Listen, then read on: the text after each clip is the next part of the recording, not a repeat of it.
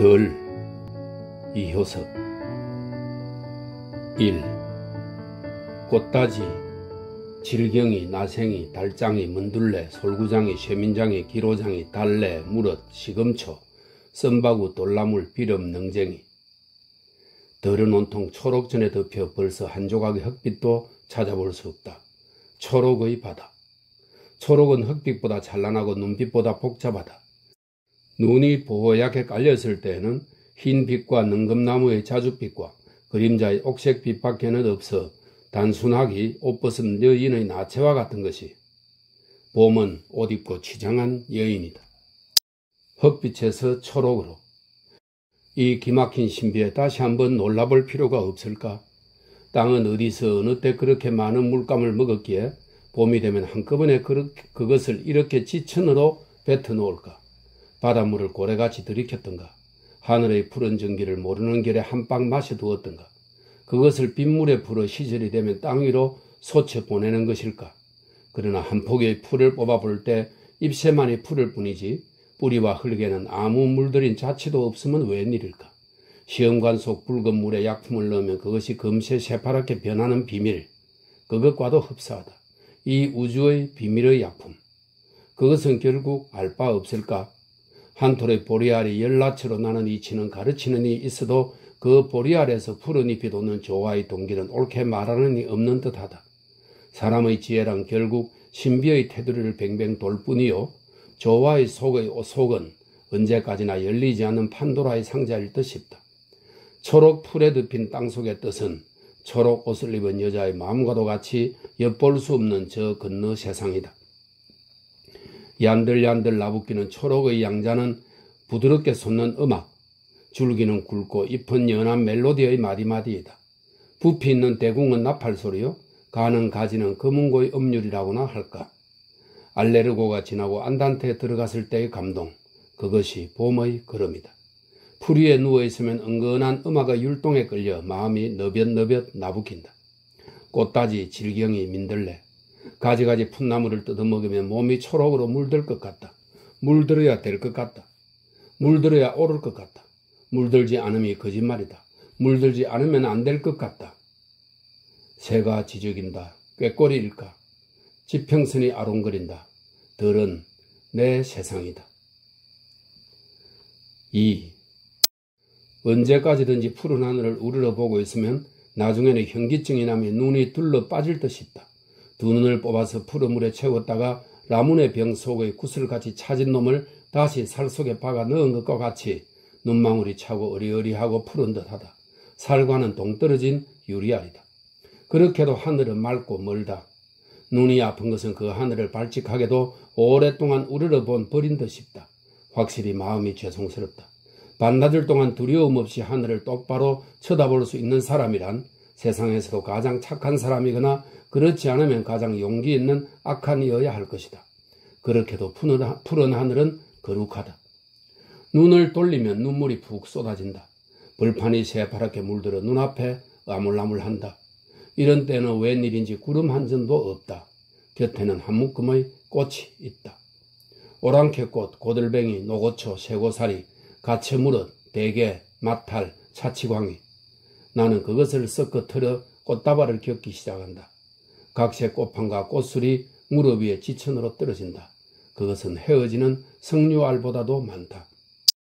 나는 덜이 언제부터 이렇게 좋아졌는지를 모른다. 지금에는 한 그릇의 밥, 한 권의 책과 똑같은 지위를 마음속에 차지하게 되었다. 책에서 읽은 이론도 아니요, 얻어들은 이치도 아니요, 몇 해 동안 하는 일 없이 덜과 벗하고 지내는 동안에 이유 없이 그것은 살림 속에 푹 젖었던 것이다.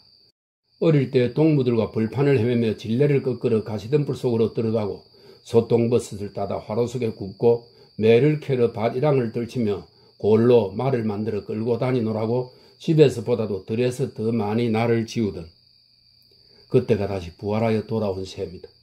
사람은 들과 때려야 뗄 수 없는 인연에 있는 것 같다. 자연과 벗하게 되면 생활에서의 퇴각을 의미하는 것일까? 식물적 애정은 반드시 동물적 열정이 진한 곳에 오는 것일까? 학교를 쫓기어 서울을 물러오게 된 까닭으로 자연을 사랑하게 된 것일까? 그러나 동무들과 골방에서 만나고 눈을 기어 거리를 돌아치다 붙들리고 뛰다 잡히고 쫓기고 하였을 때의 열정이나 지금의 덜을 사랑하는 열정이나 일반이다. 지금의 이 기쁨은 그때의 그 기쁨과도 흡사한 것이다. 신념에 목숨을 바치는 영웅이라고 인간 이상이 아닐 것과 같이 덜을 사랑하는 졸부라고 인간 이하는 아닐 것이다.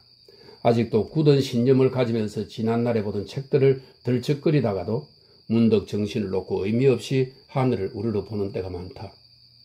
학보, 이제는 고향이 마음에 붙는 모양이지. 마을 사람들은 조롱도 아니요 치사도 아닌 이런 말을 던지게 되었고 동구 밖에서 만나는 이웃집 머슴은 인사 대신에 흔히 해동지 늪에 붕어때 많던가? 고기 사냥갈 궁리를 하거나 그렇지 않으면 심리정 볼이 고개 숙였던가? 하고 곡식의 소식을 묻게 되었다. 마을 사람들보다도 내가 더 들과 친하고 곡식의 소식을 잘 알게 된 증거이다. 나는 책을 외듯이 벌판의 구석구석을 삭삭히 외우고 있다. 마음속에는 들의 지도가 세밀히 박혀있고 사철의 변화가 표같이 적혀있다. 나는 들사람이요 들은 내 것과 같다. 어느 논두둥의 청대공이 가장 진미이며 어느 일항의 감자가 제일 굵다는 것을 알 수 있다. 세발 고사리가 많이 피어있는 진풀과 종달새 뜨는 보리밭을 짐작할 수 있다. 남대천 어느 모퉁이를 돌 때 가장 고기가 흔하다는 것도 알게 되었다. 게일이, 쉐리, 불거지가 덕실덕실 끓는 여울과 미역이, 뚜구뱅이가 잠겨있는 웅덩이와 쏘가리 꺽지가 누워있는 바위입니까? 매제와 고들매기를 잡으려면 철교께서도 몇 마장을 더 올라가야 한다는 것과 쇠뇌치와 기름종개를 떨으면 얼마나 벌판을 나가야 될 것을 안다. 물 건너 기룩나무 수풀과 방칠골 얼음덩굴이 있는 곳을 아는 것도 아마 나뿐일 듯 싶다. 학교를 대학 맞고 처음으로 도회를 쫓겨 내려왔을 때 첫걸음으로 찾은 곳은 일갓집도 아니요 동무집도 아니요 실로 이 들이었다.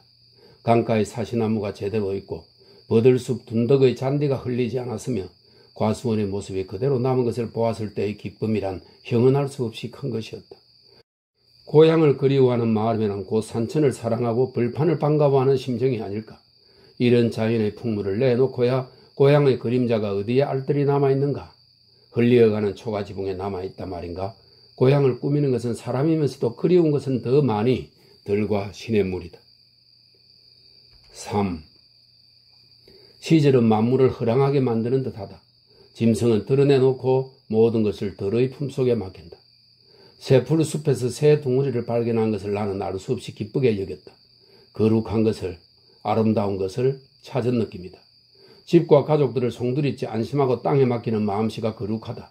풀과 깃을 모아 두툼하게 결은 둥어리 안에는 아직까지 아는 알이 너댓알 들어있다. 아롱아롱 줄이 선 풋대추만큼씩 한 새알, 막 뛰어나리는 생명을 침착하게 간직하고 있는 얇은 껍질, 금시의 딸깍 두 조각으로 깨뜨리질 못해 창조의 보금자리. 그 고요한 보금자리가 행여나 놀라고 어지럽혀질까를 두려워하여 둥우리 기슭에 손가락 하나 대기조차 주저되어 나는 다만 한참 동안이나 물끄러미 바라보고 섰다가 풀포기를 제대로 덮어놓고 깜짝같이 발을 옮겨 놓았다. 금시의 알이 쪼개지며 생명이 돋아날 듯 싶다. 등 뒤에서 새가 푸드득 날아뜰 것 같다. 정막을 깨뜨리고 하늘과 들을 놀래며 푸드득 날았다. 생각에 마음이 즐겁다. 그렇게 늦게 까는 것이 무슨 새일까? 청새일까? 덤분지일까? 고요하게 뛰노는 기쁜 마음을 걷잡을 수 없이 목소리를 내서 노래라도 부를까 느끼며 뚝 아래로 발을 옮겨 놓으려다 문득 주춤하고 서버렸다. 맹랑한 것이 눈에 떠인 까닭이다. 끌끌 웃고 싶은 것을 참고 풀 위에 주저앉았다. 그 웃고 싶은 마음은 노래라도 부르고 싶던 마음의 연장인지도 모른다. 다시 말하면 그 맹랑한 풍경이 나의 마음을 결코 노엽히거나 모욕한 것이 아니요 도리어 아까와 똑같은 기쁨을 자아내게 한 것이다. 일반으로 창조의 기쁨을 보여준 것이다. 겨울녘 풀밭에서 한 자웅의 개가 장난치고 있는 것이다. 하늘을 겁내지 않고 덜을 부끄러워하지 않고 사람의 눈을 끄리는 법 없이 자웅은 터놓고 마음의 자유를 표현할 뿐이다. 부끄러운 것은 도리어 이쪽이다. 나는 얼굴을 붉히면서 대중 없이 오랫동안 그 요절할 광경을 바라보기가 몹시도 겸연쩍었다. 확실히 시절의 탓이다. 가령 추운 겨울 벌판에서 나는 그런 장난을 목격한 일이 없다. 역시 덜이 푸를 때, 새가 늦은 알을 깔 때 자웅도 농탕치는 것이다. 나는 그 광경을 성내에서는 비웃어서는 안 되었다. 보고 있는 동안에 어디서부터인지 자웅에게로 돌멩이가 날아들었다. 킬킬킬킬 웃음소리가 나며 두 번째 것이 날았다. 가저나 몸이 떨어지지 않는 자웅은 그제야 겁을 먹고 헐금헐금 눈을 굴리며 어색한 걸음으로 주제스런 두 몸을 비틀거렸다. 나는 나 이외에 그 광경을 그때까지 은근히 바라보고 있던 또 한 사람이 부근에 숨어있음을 비로소 알고 더 한층 부끄러운 생각이 와락나며 숨도 크게 모시고 인기척을 죽이고 잠자코만 있을 수밖에는 없었다. 세 번째 돌멩이가 날리더니 이었고 호담스러운 웃음소리가 왈칵 터지며 아래편 숲속에서 사람의 그림자가 덥석 뛰어나왔다. 빨래 함지를 인 채 한 손으로는 연애 자웅을 쫓으면서 어깨를 떨며 웃음을 금할 수 없다는 자세였다. 그 돌연한 인물에 나는 놀랐다. 한편 엉겼던 마음이 풀리기도 하였다. 옥분이었다. 빨래를 하고 나자 그 광경임에 마음속 은밀히 흠뻑 그것을 즐기고 난 뒤인 모양이었다. 그러나 나의 놀람보다도 옥분이가 문득 나를 보았을 때의 놀람, 그것은 몇 곱절 더 큰 것이었다. 벼랑간 웃음을 뚝 거치고 주춤 서는 서슬에 머리에 이었던 함지가 왈칵 떨어질 판이었다. 얼굴의 표정이 삽시간에 금붉게 질려 굳어졌다. 눈알이 땅을 향하고 한편 손이 어쩔 줄 몰라 행주치마를 의미 없이 꼬깃거렸다. 벼랑간 깊은 구렁이에 빠진 것과도 같은 그의 궁착한 처지와 댄 마음을 건져주기 위하여 나는 마음에도 없는 목소리를 일부러 자아내어 관대한 웃음을 한바탕 웃으면서 그의 곁으로 내려갔다. 피려먹을 짐승들. 마음에도 없는 책망이었으나 옥분의 마음을 풀어주자는 뜻이었다. 덕추 녀석지엄이 너를 싫다 법 있나? 주제넘은 녀석. 이어 다짜고짜로 그의 일신의 이야기를 집어낸 것은 그의 주의를 다른 곳으로 돌리자는 생각이었다. 군청 고원 덕추는 일건 옥분과 성혼이 된 것을 이제 와서 말하고 투정을 내고 다른 감을 구하였다. 옥분의 가세가 비난하여 들고 날 판이므로 혼인한 뒤에 닥쳐올 여러 가지 귀치 않은 거래를 염려하여 파혼한 것이 확실하다. 덕추의 그런 꾀바른 마음씨를 나무라는 것은 나뿐이 아니었다. 마을 사람들은 거기에 고원의 불신을 체크하였다. 배반을 당하고 분하지도 않으냐? 모른다. 옥분은 도리어 짜증을 내며 발을 떼놓았다. 그 녀석 한번 해내줄까? 웬일이지 그에게로서 올리는 동정을 금할 수 없다. 쓸데없는 짓 할 것 있니? 동정의 눈치를 알면서도 시침을 떼는 옥분의 마음씨에는 말할 수 없이 거역한 것이 있어 그것이 은연중에 마음을 당긴다. 눈앞에 멀어지는 그의 민출한 자태가 가슴속에 새겨진다. 검은 치마폭 밑으로 드러난 볼고래한 넘치듯한 두 다리, 자작나무보다도 더 아름다운 것, 헐벗기 때문에 한결 빛나는 것, 세상에도 가지고 싶은 탐나는 것이다. 4. 일요일인 까닭에 오랜만에 문수와 함께 두교에서 하루를 보낼 수 있었다. 날마다 거리의 학교에 가야 하는 그를 자주 붙들어낼 수는 없다. 일요일이 없는 나에게도 일요일이 있는 것이다. 바다를 바라볼 수 있는 두개 오름에 마음이 활짝 열리는 것이 시원하다. 바닷바람이 아직 조금 차기는 하나 신선한 맛이다. 잔디밭에는 간간히 피지 않은 해당화 봉우리가 조촐하게 섞였으며 둑 맞은편에 군데군데 모여선 백양나무 잎새가 햇빛에 반짝반짝 나붓게 은가루를 뿌린 것 같다. 문수는 빌려갔던 몇 군의 책을 돌려주고 표에 두었던 몇 구절의 뜻을 질문하였다. 나는 그에게는 하루의 선배인 것이다. 돈독하게 띄워주는 것이 즐거운 의무도 되었다. 공부가 끝난 다음 책을 덮어두고 잡담에 들어갔을 때 문수는 단식하는 어조였다. 학교가 점점 틀려가는 모양이다. 구체적 신뢰를 가져가지 들고 나중에는 그 한 사람의 협착한 처지를 말하였다. 책 읽는 것까지 들키었네. 자네 책도 뺏길 뻔했어. 짐작되었다. 나와 사귀는 것이 불리하지 않은가? 자네 그런 길대로 되어가는 것이 뻔하지. 차라리 그 편이 시원하겠네. 너무 궁박한 현실 이야기만도 멋없어 두 사람은 무릎을 툭 들고 일어서 기분을 가다듬고 노래를 불렀다. 아는 말, 아는 곡조를 모조리 불렀다. 노래가 지나면 번갈아 서서 연설을 하였다. 눈앞에 수많은 대중을 가상하고 목소리를 다하여 부르짖어 본다. 바닷물이 수물거리나 어쩌나 새들이 놀라서 떨어지나 어쩌나를 시험하려는 듯이도 높게 고함쳐 본다. 박수하는 사람은 수많은 대중 대신에 한 사람의 동무일 뿐이나 짓거리는 동안에 정신이 흥분되고 통쾌하여 간다. 훌륭한 공부 이외 단련이다. 협착한 땅 위에 그렇게 자유로운 벌판이 있음이 새삼스러운 놀람이다. 아무리 자유로운 말을 외쳐도 거기에서만은 중지를 당하는 법이 없으니까 말이다. 땅 위는 좁으면서도 넓은 셈인가. 두건 속 풀리는 시원한 곳이며 문수와 보내는 하루는 언제든지 다시 없이 즐거운 날이다. 5. 과수원 철망너머로 엿보이는 철러진 딸기, 잎새 사이로 불긋불긋 돋아난 송이 굵은 양딸기, 지날 때마다 건강한 식욕을 참을 수 없다. 더구나 달빛에 든 딸기의 양자란 마치 크림을 끼얹는가도 같아서 한층 부드럽게 빛난다. 탐나는 열매에 눈독을 보내며 철망을 넘기에 나는 반드시 가책과 반성으로 모질게 마음을 매질하지는 않았으며 그럴 필요도 없었다. 그것이 누구의 과수원이든 간에 철망을 넘는 것은 차라리 들사람의 일종의 성격이 아닐까. 들사람은 또한 한편 그것을 용납하고 묵인하는 아양도 가지고 있는 것이다. 나는 몇 대 동안에 완전히 이 야처의 성격을 얻어버린 것 같다. 허무한 송이를 정신없이 따서 입에 넣으면서도 철망 밖에서 다만 탐내고 보기만 할 때보다 한층 높은 감동을 느끼지 못하게 되면 도리어 웬일일까? 입의 감동이 눈의 감동보다 떨어지는 탓일까? 생각만 할 때의 감동이 실상 당하였을 때의 감동보다 항용 더 나은 까닭일까?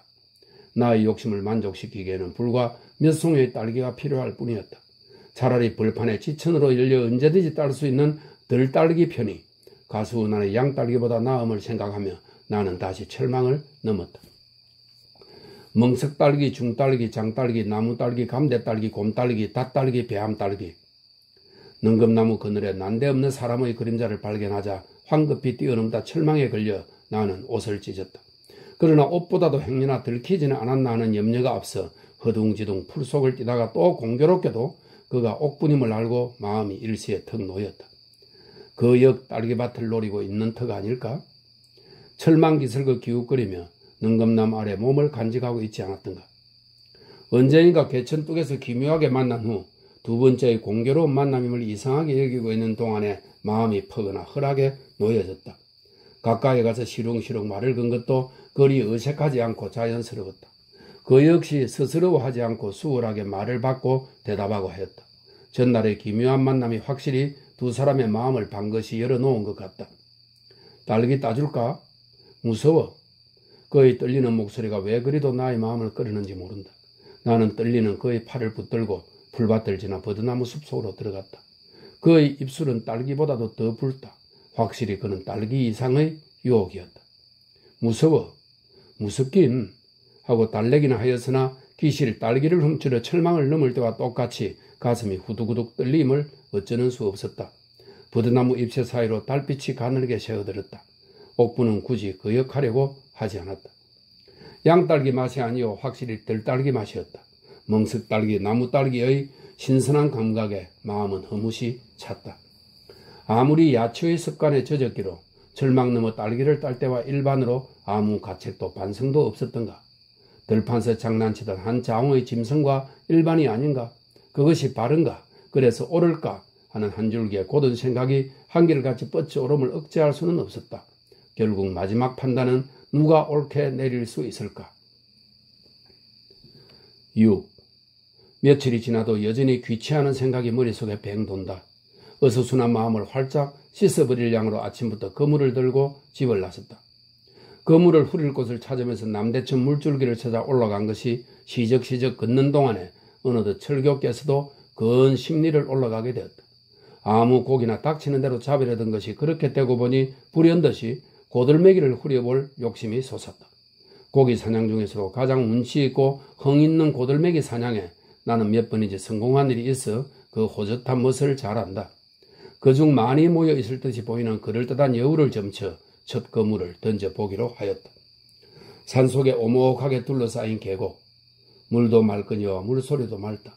돌을 굴리는 여울 소리가 뒷걸음 좀 있을 리 없는 공기와 초목을 영롱하게 울린다.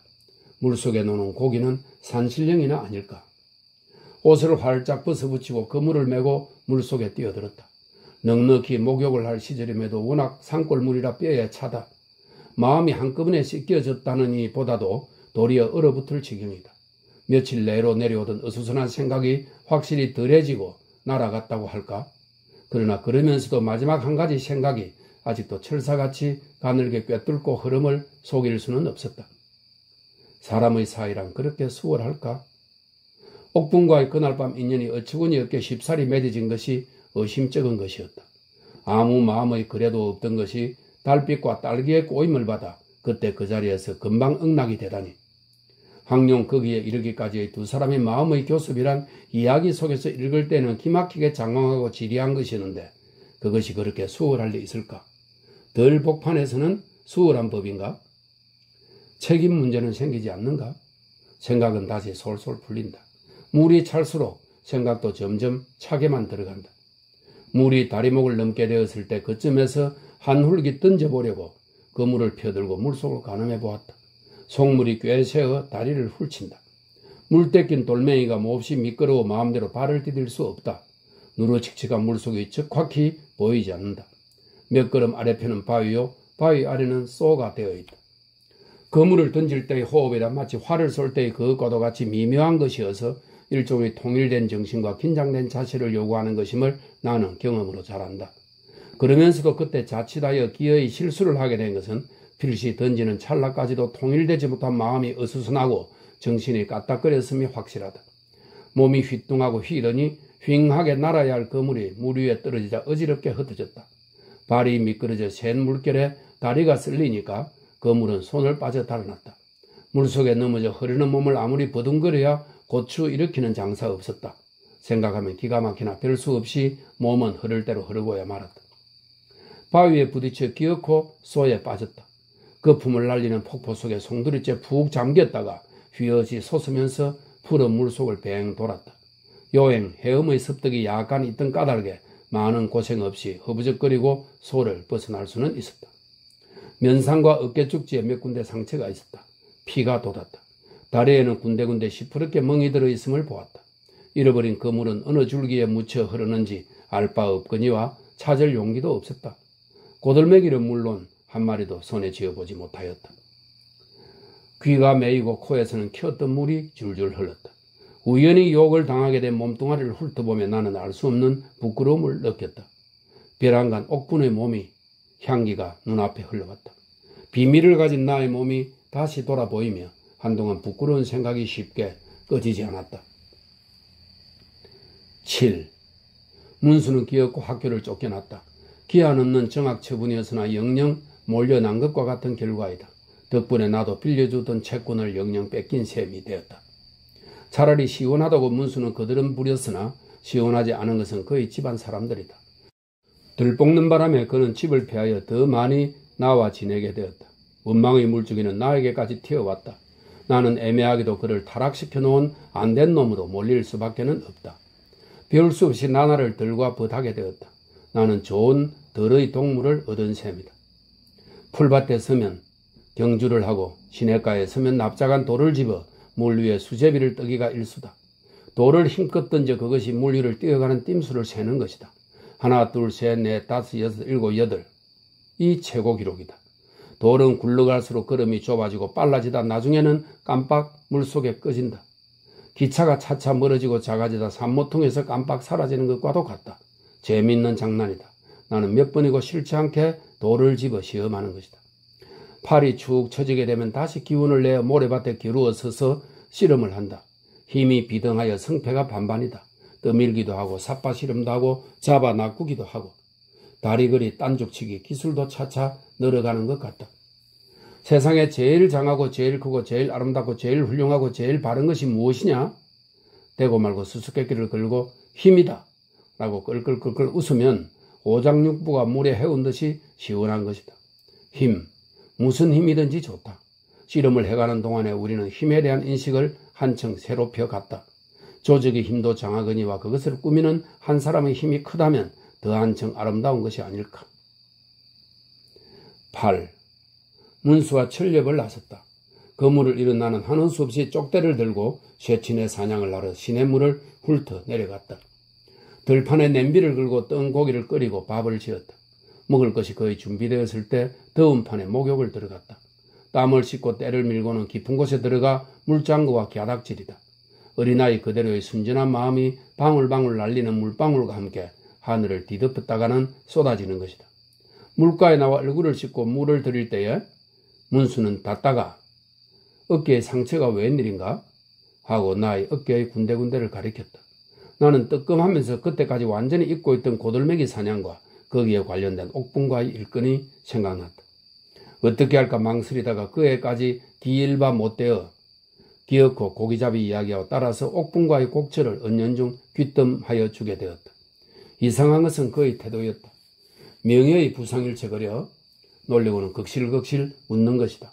웃다가 문득 그치더니 이왕 말이 났으니 나도 내 비밀을 깨울 수밖에 없게 되었네 그려 정색하고 말을 풀어냈다. 옥분이 나도 그와는 남이 아니야.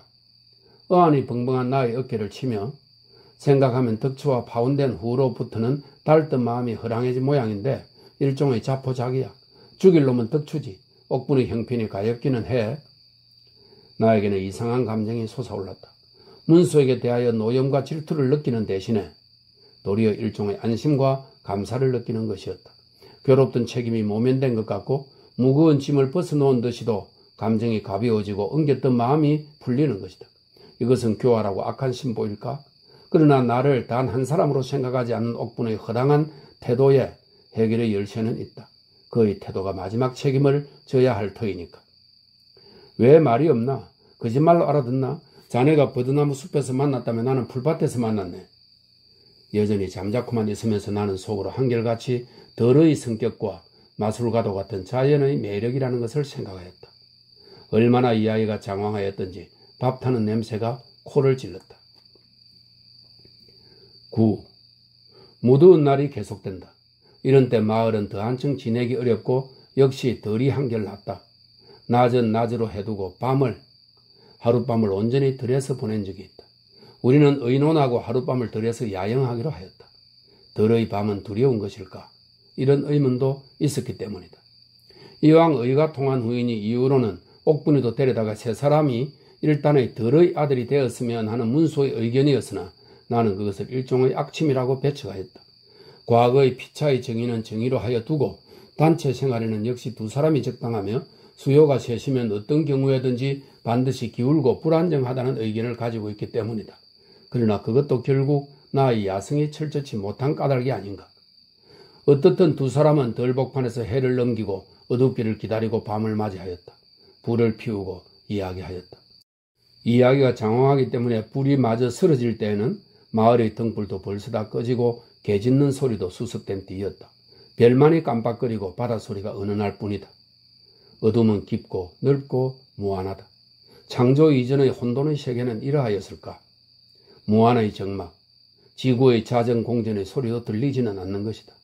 공포, 두려움이란 어디서 오는 감정일까? 어둠에서도 정막에서도 오지는 않는다. 우리는 일부러 두려운 이야기, 무서운 이야기로 마음을 떠보았으나 이렇듯한 새삼스러운 공포의 감정이란 것은 솟지 않았다. 위에는 하늘이요 아래는 풀이요 주위에 어둠이 있을 뿐이지 모두가 결국 낮 동안의 계속이요 연장이다. 몸에 소름이 돋는 법도 마음이 떨리는 법도 없다. 서로 눈만 말뚱거리다가 피곤하여 어느 결엔지 잠이 들어버렸다. 단잠을 깨었을 때는 아침 해가 높은 후였다. 야영의 밤은 시원하였을 뿐이요 공포의 새는 결국 잡지 못하였다. 10. 그러나 공포는 왔다. 그것은 덜에서 온 것이 아니요 마을에서 사람에게서 왔다. 공포를 만드는 것은 자연이 아니요 사람의 사회인 듯 싶다. 문수가 돌연히 끌려간 것이다. 학교 사건의 뒷매지인 듯하다. 이어 나도 들어가게 되었다. 나 혼자에 대하여 혹은 문수와 관련되어 여러 가지 질문을 받았다. 사흘밤을 지우고 쉽게 나왔으나 문수는 소식이 없다. 오래일 것 같다. 여러 가지 재미있는 여름의 계획도 세웠으나 혼자서는 할 일 없다. 가졌던 동물을 잃었을 때의 고독이란 큰 것이다. 들에서 무료히 지내는 날이 많다. 심심파적으로 옥분을 데려올까도 생각되나 여러 가지로 그리 끼고 주체스러운 일이다. 깨끗한 것이 좋을 것 같다. 별 수 없이 녀석이 하루라도 속히 나오기를 중심으로 바랄 뿐이다. 나오거든 푹콩을 실컷 구워 먹이고 기름 종개를 많이 떠먹이고 씨름해서 몸을 불려줄 작정이다. 들에는 도라지 꽃이 피고 개나리 꽃이 장하다. 진펄의 세발 고사리도 어느덧 활짝 피었다. 해오라기가 가끔 조촐한 자태로 물가에 내린다. 시절이 물어 녹았다.